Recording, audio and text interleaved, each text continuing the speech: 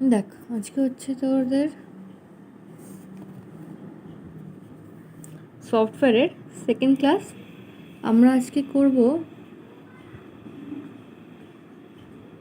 Classical waterfall model. দেখ, আমরা এবার যেটা শিখবো, আগের দিন তো জাস্ট একটা ইন্ট্রো হয়েছিল আগের ক্লাসটাতে।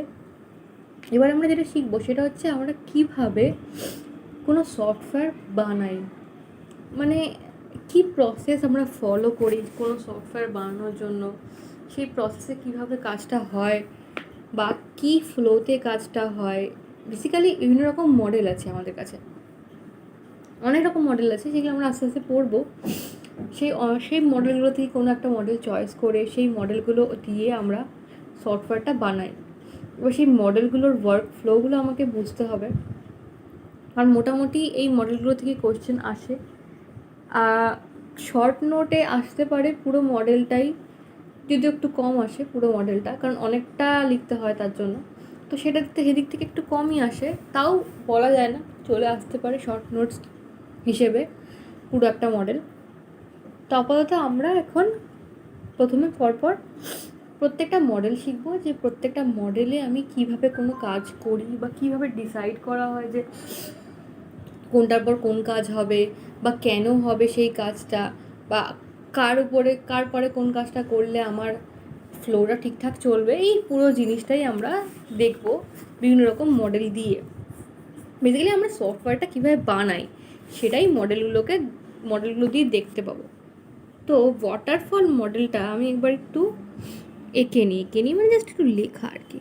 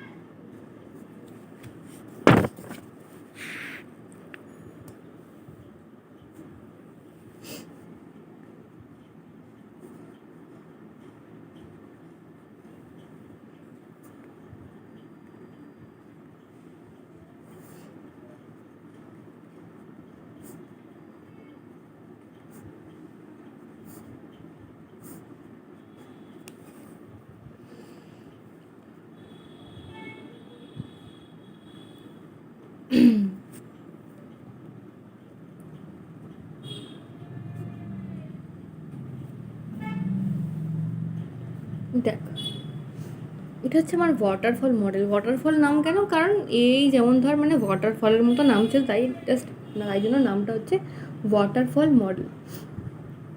দেখ, ওয়াটারফল মডেল হচ্ছে আমাদের সবথেকে পুরনো মডেল, যে মডেল দিয়ে আমরা সফটওয়্যার বানাই। বেসিক্যালি এখন যদি বলিস, এখন এই মডেলে সফটওয়্যার বানানো হয় না, কিন্তু এটা অ্যাকচুয়ালি একটা থিওরিটিক্যাল মডেল হিসেবেই এখন রয়ে গেছে।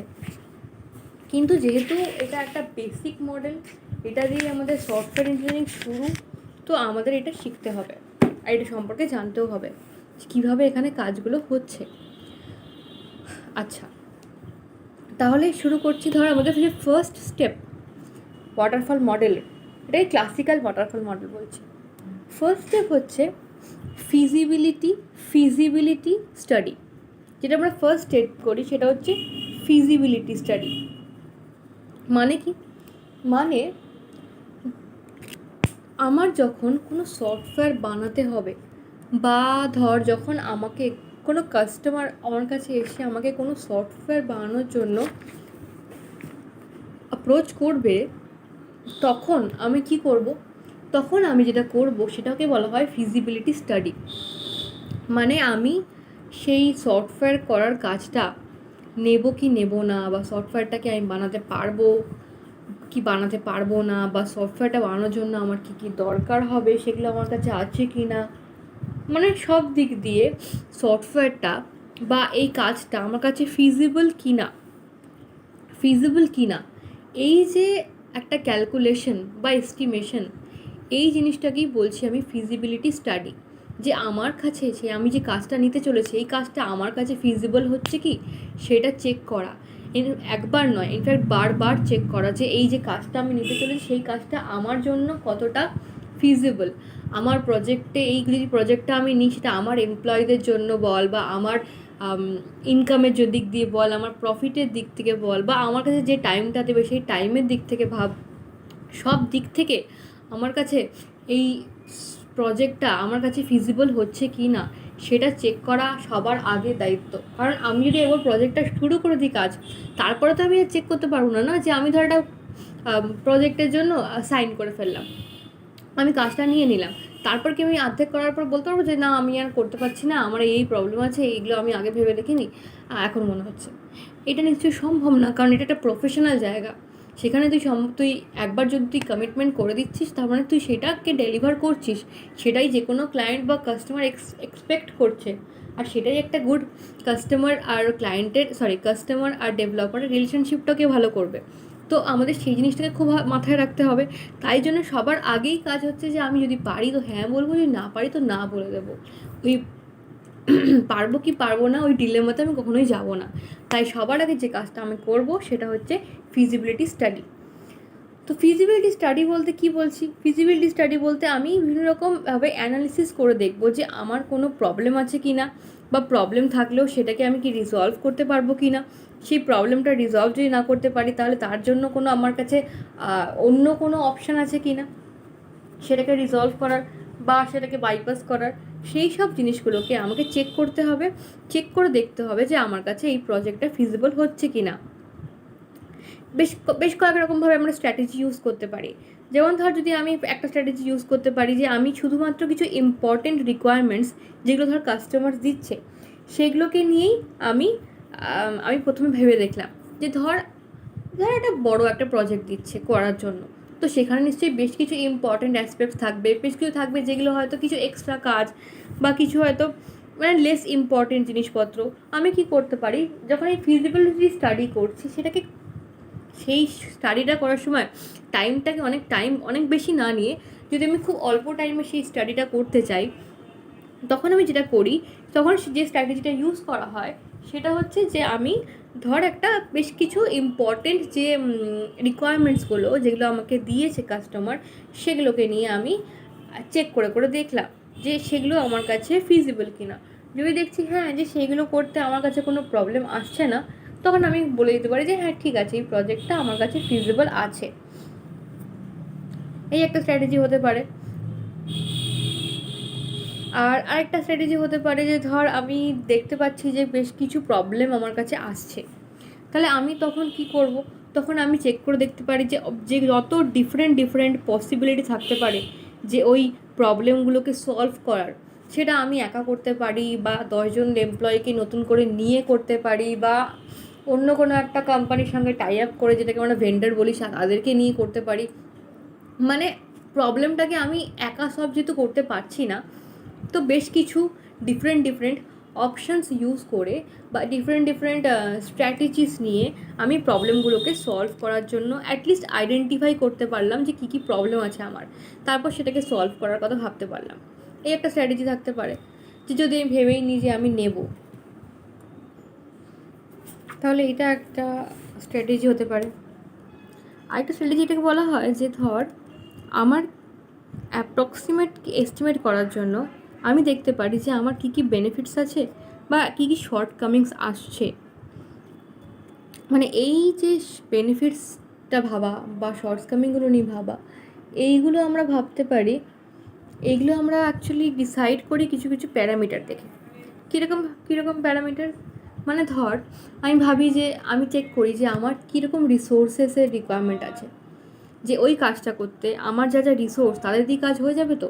মানে ধরো আমার কোনো একটা কাজ করতে আমার 10জন রিসোর্স লাগছে বা লাগবে, আমি প্ল্যান করে দেখলাম। তো এবার 10জনের মধ্যে 10জনই সেই কাজটা জানে কিনা সেটা একটা বড় ব্যাপার। যদি না জানে তাদেরকে ধরো আমাকে কোর্স করাতে হবে, তাদেরকে শেখাতে হবে, তার জন্য আমাকে আলাদা খরচ লাগবে। তো সেই দিক থেকে আমার বেনিফিট আসছে কিনা সেটা আমাকে চেক করতে হবে, যে আমার যে রিসোর্সেসগুলো আছে, যে আমার ডেভেলপার্সরা আছে, তারা সেই কাজটা ঠিকঠাক করতে পারছে কিনা বা তার জন্য কম্পিটেন্ট কিনা সেটা আমাকে দেখতে হবে। কারণ সেই দিকটা হচ্ছে আমার বেনিফিট চেক করার দিক।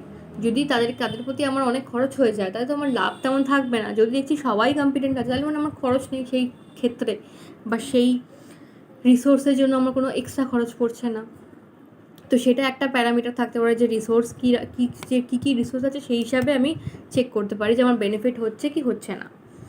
তারপরে ডেভেলপমেন্টের জন্য যে কস্টটা আছে, এই যে ডেভেলপমেন্ট করার জন্য যে কস্টটা দিচ্ছে আমার কাস্টমার, সেই কস্টটা আমার কাছে কম হচ্ছে না বেশি হচ্ছে সেটা আমাকে চেক করতে হবে।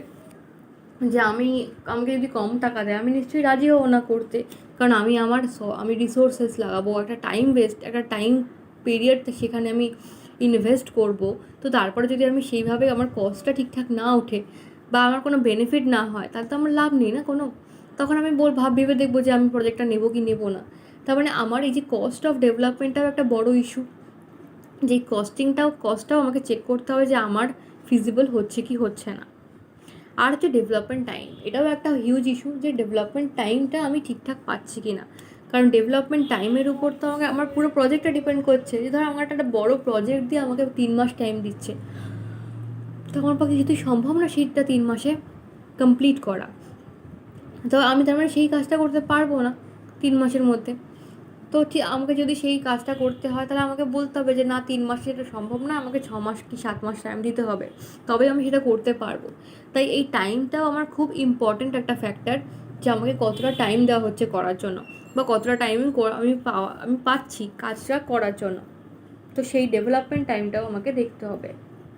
তাহলে এই 3টে প্যারামিটার, টাইম, রিসোর্স আর হচ্ছে কস্ট, এই তিনটেকে নিয়ে আমাকে যদি আমি এই 3টে প্যারামিটার নিয়ে ভাবি তাহলেও আমি আমার ফিজিবিলিটি স্টাডিটা করতে পারবো, যে 3টে প্যারামিটারের মধ্যে আমার কীরকম কী ব্যাপার স্যাপার হচ্ছে। তাহলে এই হলো কি আমার ফিজিবিলিটি স্টাডি।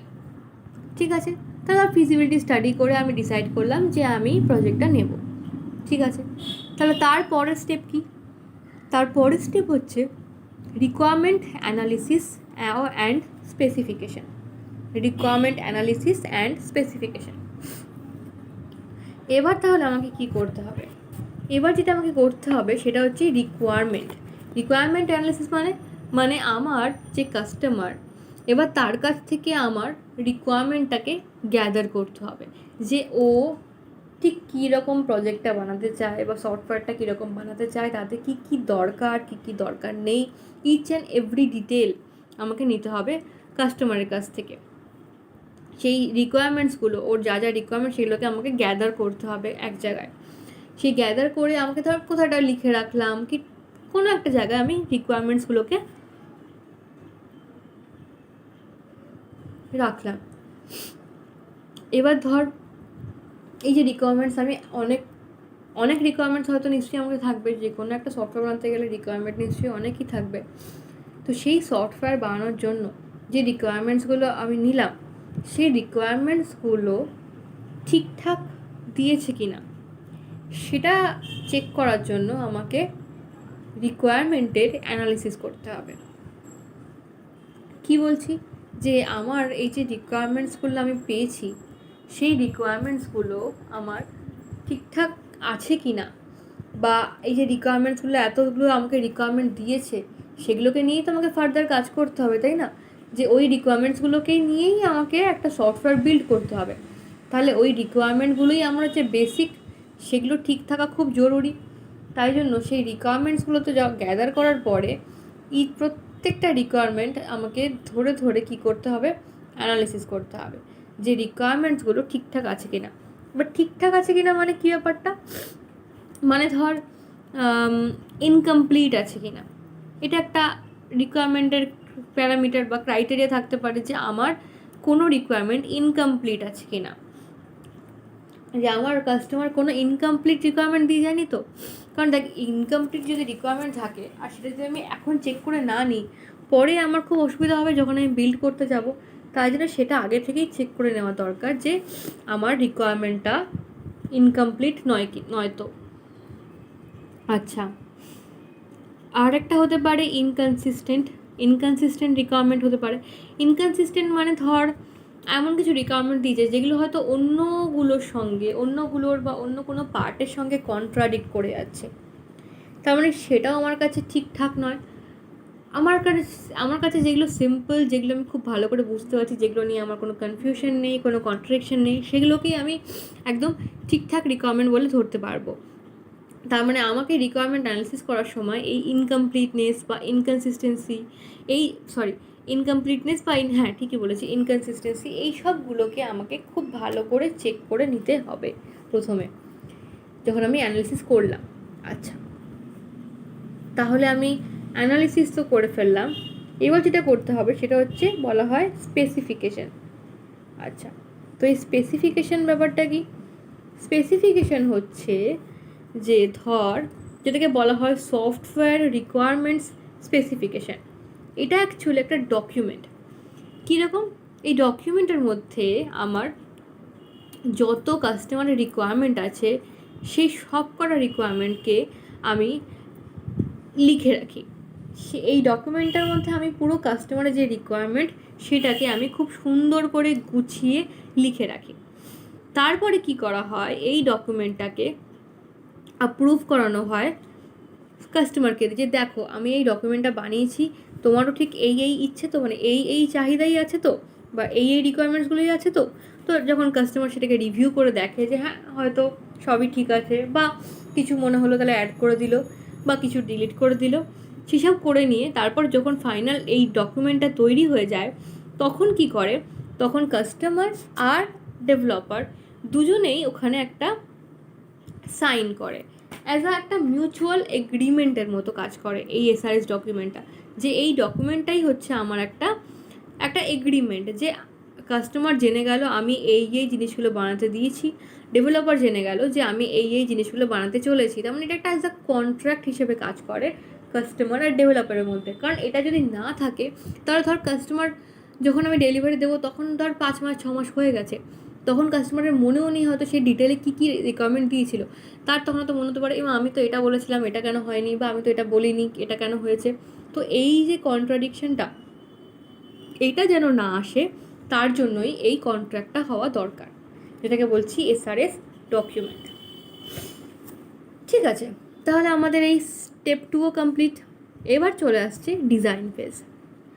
এবার তাহলে আমাকে সফটওয়্যারটাকে ডিজাইন করতে হবে, যে আমি কীভাবে সফটওয়্যারটাকে বানাবো। এবার এই ডিজাইনটা করার জন্য আমি রিকোয়ারমেন্টসগুলো তো পেয়েই যাবো এসআরএস ডকুমেন্ট থেকে। এবার এই ডিজাইনিংটা দুরকমভাবে করা যেতে পারে। একটাকে বলা হয় ট্র্যাডিশনাল ডিজাইন, আরেকটাকে বলা হয় object oriented design. Normally traditional ডিজাইনটাই সবথেকে বেশি পপুলার, যেটাকে অ্যাকচুয়ালি বলা হয় ডেটা ফ্লো ডায়াগ্রাম দিয়ে যেটা আমরা করি। আমরা এটা ডিটেলে শিখবো, ডেটা ফ্লো ডায়াগ্রাম আমরা কীভাবে বানাই, কীভাবে বানাতে হয়, কারণ এটা এক্সামে খুব আসে, ডেটা ফ্লো ডায়াগ্রাম বানিয়ে দেখাও। তো সেটা আমরা ডিটেলে শিখবো, সেটা নিয়ে চিন্তা করার কোনো বিষয় নেই। তো আমরা এই যে ডিজাইনিং ফেজে ট্র্যাডিশনাল ডিজাইন হিসাবে ডেটা ফ্লো ডায়াগ্রাম বানাই, যেমন ধরো আমরা সবাই ফ্লো চার্ট করেছি সিতে। সো সিতে ফ্লো চার্ট কীভাবে করতাম, যে একটার পর একটা স্টেপ, এই স্টেপ থেকে যদি ইয়েস হয় এদিকে যাব, নো হলে ওইটা করব, বা ইনপুট নেব কীভাবে, লুপে চলবে কীভাবে, এইগুলো কী ছিল, একটা ফ্লো চার্ট আমি শিখেছিলাম। যে ফ্লো চার্ট অ্যাকচুয়ালি কী করে, একটা ফ্লোকে দেখায় যে কীভাবে ফ্লোটা চলছে, তাই না? ডেটা ফ্লো ডায়াগ্রাম অনেকটা সেরকমই, যে কীভাবে ফ্লোটা চলছে বা কীভাবে কাজটা চলছে, কোথা থেকে কোথায় ডেটা যাচ্ছে, সেই ডেটাটা গিয়ে কী চেঞ্জ করাচ্ছে বা কী মডিফাই করাচ্ছে, সেই সব জিনিসের একটা ডিজাইন, মানে একটা পিক্টোরিয়াল ভিউ বলতে পারিস। সেই পিক্টোরিয়াল ভিউ আমরা বানিয়ে দিই সেই প্রজেক্টটার জন্য বা সেই সফটওয়্যারটার জন্য। কারণ দেখ, তুই ভেবে দেখ, ধর তুই একটা সেম গল্প তুই বইতে পড়েছিস আর সেই গল্পটারই তুই সিনেমা দেখেছিস। তো খুব স্বাভাবিকভাবেই আমাদের বইতে পড়া গল্পটার থেকে সিনেমাতে দেখা গল্পটা অনেক বেশি ভালো মনে থাকে। কেন? কারণ সেটার কারণ আমরা পিক্টোরিয়াল ভিউটা অনেক বেশি মেমোরাইজ করতে পারি। এখানে মেমোরাইজের কথা আসছে না, আমি জাস্ট এক্সাম্পলটা দিলাম কারণ বোঝানোর জন্য, দুটোর ডিফারেন্সটা বোঝানোর জন্য, যে আমার ধর ডকুমেন্টসে সব লেখা আছে যে কী হবে না হবে, কিন্তু তাও সেটা যদি একটা ছবিতে রিপ্রেজেন্টেশন থাকে তো সেটা খুব ভালো করে বোঝা যায়। কারণ দেখ, কাস্টমার যে আমার কাছে এসেছে অফারটা নিয়ে, তার কিন্তু কোনো টেকনোলজিক্যাল নলেজ নেই, সে কিন্তু জানে না আমি সেটা জাভা দিয়ে করবো না সি দিয়ে করবো না সি প্লাস প্লাস, আর তার সেটা নিয়ে কোনো মাথা ব্যথাও নেই। সে শুধুমাত্র একটা বিজনেস ভিউ দেখতে চায় বা একটা রিপ্রেজেন্টেশন দেখতে চায় যে আমি যেটা বানাতে চলে, তার জন্য বেসিক্যালি আমরা ডিজাইনটা বানাই। যে ডিজাইনটা করা হয় কেন, কারণ একটা যাতে যে কিচ্ছু জানে না, একটা টেকনিক্যাল নলেজ যার নেই, তাকেও যেন খুব সহজভাবে বোঝানো যায় যে কী কাজ আমি করতে চলেছি। তাহলে এটা হলো ডিজাইনিং ফেজ, ঠিক আছে। আচ্ছা, এরপরে চলে আসছে কি কোডিং অ্যান্ড ইউনিট টেস্টিং। আচ্ছা, কোডিংয়ে তো অবভিয়াসলি কিছু বলার নেই। কোডিংয়ে আমরা শুধুমাত্রই প্রোগ্রামিং লিখবো, যে সফটওয়্যারটা আমি বানাবো, যেভাবে আমি বানাতে চাই, সে যে ল্যাঙ্গুয়েজে আমি বানাই, যা সফটওয়্যার ইউজ করি সেটা দিয়ে আমি সফটওয়্যারটা বানাবো, তার জন্য আমি পুরো কোডিং করব। এবার ধর যেহেতু কোনো বড় সফটওয়্যার, তো সেই সফটওয়্যারটা কোডিং করার পরে হয়তো 20,000 30,000 লাইনের সফটওয়্যার হয়ে গেছে একটা। তো 20-30,000 লাইনের যদি একটা প্রোগ্রাম হয় আমার কাছে, সেটাকে আমাকে কী করতে হবে, টেস্ট করতে হবে। এবার সেটা কীভাবে টেস্ট করবো, ভাব একটা 20,000 লাইনের একটা প্রোগ্রাম, সেটাকে যদি তুই টেস্ট করতে চাস, যেই টেস্ট করতে যাবি ধর প্রচুর তার মধ্যে হয়তো এরর আসবে। এবার এই 20,000 লাইনের মধ্যে কোথায় এরর আছে কোথায় নেই সেটা খুঁজে বার করা মানে একটা অসম্ভব ব্যাপার। সেটা মানে সত্যি সেটা খুঁজে বার করা খুবই একটা কঠিন ব্যাপার। তো তাই জন্য ওই রকমভাবে 20,000 লাইন একসাথে রান বা এক্সিকিউট না করে আমরা কি করি, ওই 20,000 লাইনকে মানে ওই পুরো প্রোগ্রামটার ইউনিট টেস্টিং করি। এবার ইউনিট টেস্টিং ব্যাপারটা কি, দেখ, ইউনিট টেস্টিং ব্যাপারটা হচ্ছে যে আমরা কি করি, ওই 20,000 লাইনকে ছোট ছোট ইউনিটে ভেঙে ফেলি।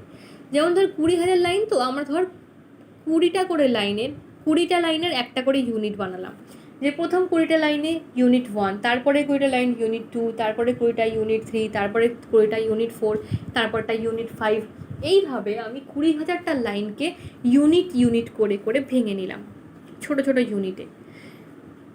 তার মানে কি হচ্ছে, আমি প্রত্যেকটা পুরো 20,000টা লাইনকে আমি ছোটো ছোটো ইউনিটে ভেঙে নিয়েছি। এবার দেখ, এবার আমি কি করব, প্রত্যেকটা ইউনিটকে আমি সেপারেটভাবে টেস্ট করব।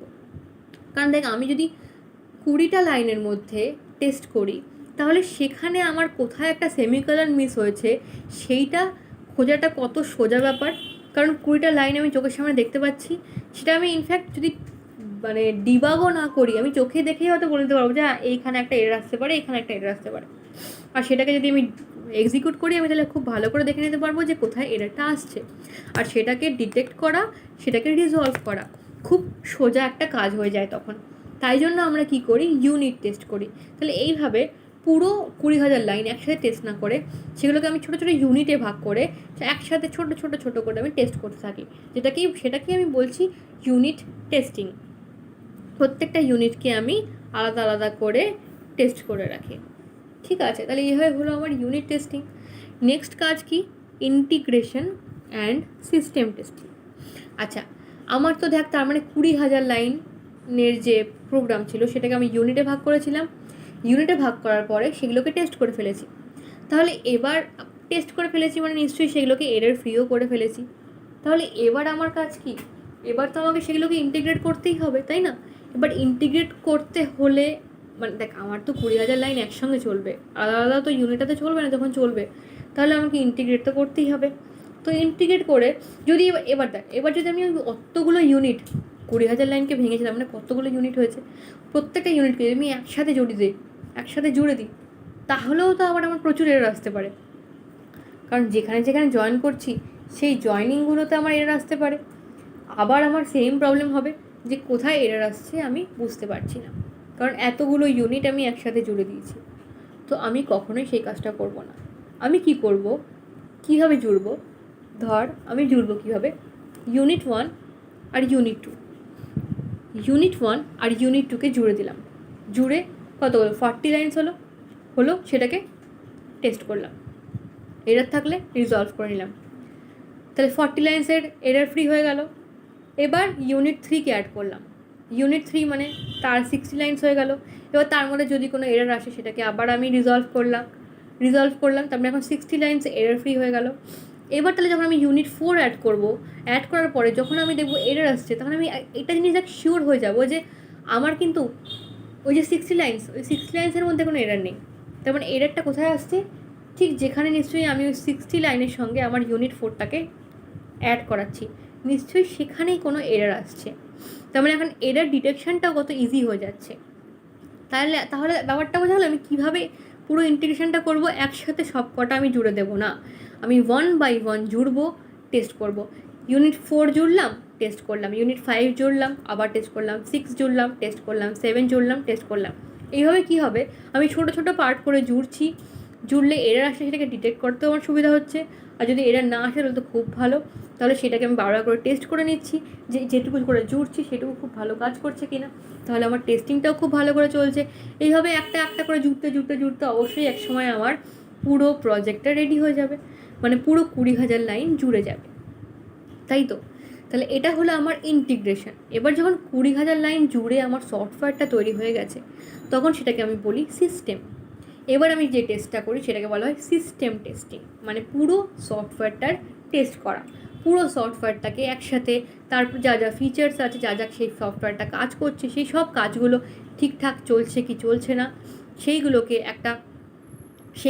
একটা রকম করে টেস্টিং করে, যে টেস্টিংটা আমরা করছি সেটাকে বলা হয় সিস্টেম টেস্টিং। এই সিস্টেম টেস্টিং আবার 3 রকমের হয়। সবথেকে ইম্পর্টেন্ট যে দুটো সেটাকে বলা হয় আলফা টেস্টিং, বিটা টেস্টিং। আচ্ছা, আলফা টেস্টিংটা কি? যখন ধরো আমি হচ্ছে ডেভেলপার, তো বা আমার হচ্ছে একটা ডেভেলপমেন্ট টিম আছে যারা বেসিক্যালি সফটওয়্যারটা বানিয়েছে। এই ডেভেলপমেন্ট টিম যখন এই সিস্টেমটাকে টেস্ট করবে, সেটাকে আমি বলবো আলফা টেস্টিং। মানে আমার যে ডেভেলপমেন্ট টিম যখন টেস্ট করছে সেটাকে বলছি কি আলফা টেস্টিং। আচ্ছা, আরেকটা টেস্টিং হয়, সেটা বলা যায় বিটা টেস্টিং। সেটা তাহলে কে করছে? দেখ, বিটা টেস্টিং কে করছে? দেখ, আমি যখন একটা কোম্পানি চালাচ্ছি, তার মানে সে আমার একটাই কাস্টমার নেই, আমার নিশ্চয়ই পুরনো অনেক কাস্টমার আছে যাদের সঙ্গে আমি এখনও কাজ করে চলছি। তো সেই সব কাস্টমারদেরকে আমি কী বলি, সেই সব কাস্টমারদের সঙ্গে হয়তো আমি অনেক 4-5 বছর ধরে কাজ করছি। তো সেই কাস্টমাররা হচ্ছে আমার ফ্রেন্ডলি কাস্টমার্স। তো আমি কি করি, যে ওই কাস্টমারকে বলি যে দেখো তো, তুমি এটা টেস্ট করে দেখো যে তোমাদের কেমন লাগছে সফটওয়্যার টেস্টিংটা কেমন চলছে। তার মানে আমি আমার কিছু ফ্রেন্ডলি কাস্টমারকে দিয়ে এটা টেস্ট করালাম, যেটাকে বলছি আমি বিটা টেস্টিং। তাহলে আলফা টেস্টিং করালাম আমি আমার ডেভেলপমেন্ট টিমকে দিয়ে, বিটা টেস্টিং করালাম আমি আমার কাস্টমারদের দিয়ে। তো তারা যদি হয়তো বললো যে এই ফিডব্যাক দিল যে না, আমাদের মনে হচ্ছে জিনিসটা ঠিকঠাক নয়, তাহলে আমরা কি করতে পারছি? তাহলে এই হলো আমার আলফা টেস্টিং আর বিটা টেস্টিং। তাহলে আলফা টেস্টিং হচ্ছে ডেভেলপমেন্ট টিম করে দিল, বিটা টেস্টিং করে দিল হচ্ছে আমাদের কাস্টমার্সরা। তাহলে আমি মোটামুটি শিওর হয়ে গেলাম যে আমার সফটওয়্যারটা খুব ভালো করে চলছে ও সফটওয়্যারটা সব কাজ ঠিকঠাক হচ্ছে। এবার তাহলে যেটা থার্ড, সেটা হচ্ছে অ্যাকসেপ্টেন্স টেস্টিং। মানে আমি কাস্টমারকে ডেলিভারি করে দিলাম, কাস্টমার এবার যেটা ডেলিভার করে নিল, সে অবশ্যই কাস্টমার তো টেস্ট করবেই। তো সেই যে টেস্টটা করলো সেটাকে বলা হয় অ্যাকসেপ্টেন্স টেস্টিং। এবার যেটা লাস্ট, সেটাকে বলি আমি মেনটেনেন্স। এই ব্যাপারটা হচ্ছে কি, যে আমি একটা সফটওয়্যার বানিয়ে দিলাম, তাতেই কিন্তু আমার কাজ শেষ হয়ে যায় না। আমার কিন্তু সেই সফটওয়্যারটা মেনটেনেন্সেরও কাজ আমার কাছেই থেকে যায়। কারণ একটা সফটওয়্যার আমি বানিয়েছি অ্যাজ এ ডেভেলপার, তো সেই সফটওয়্যারটা মেনটেনও কিন্তু আমি সবথেকে বেস্ট করতে পারবো। তো তাই জন্য মেনটেনেন্স মানে কী বলতো, মেনটেনেন্স মানে ব্যাপারটা হচ্ছে যে একটা সফটওয়্যার ঠিকঠাক কাজ করছে কি না, মানে ফর লং টাইম, সেটা 1 বছর, 3 বছর, 5 বছরের কন্ট্রাক্ট থাকে যেগুলো, যে মেনটেনেন্সের জন্য বা সাপোর্টের জন্য। তো সেই সাপোর্টটাকে আমি ঠিকঠাক দিতে পারছি, সেটা আমাকে দিতে হবে।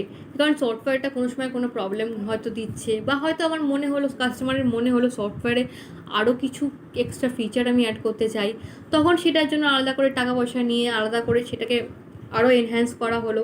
তো এই সব পার্টগুলোই মেনটেনেন্সের মধ্যে পড়ে। মেনটেনেন্স আবার আমাদের মোটামুটি 3 রকম হয়, যেটা হচ্ছে বেসিক মেনটেনেন্স। প্রথমটাকে বলা হয় কারেক্টিভ মেনটেনেন্স, যার মধ্যে আমি কাস্টমারের যখন সফটওয়্যারটাতে কাজ করছে কিছু হয়তো কোনো এরার্স পেলো, সেই এররগুলোকে আমি কারেক্ট করে দিলাম। তো এটাকে বলছি আমি কারেক্টিভ মেনটেন্স।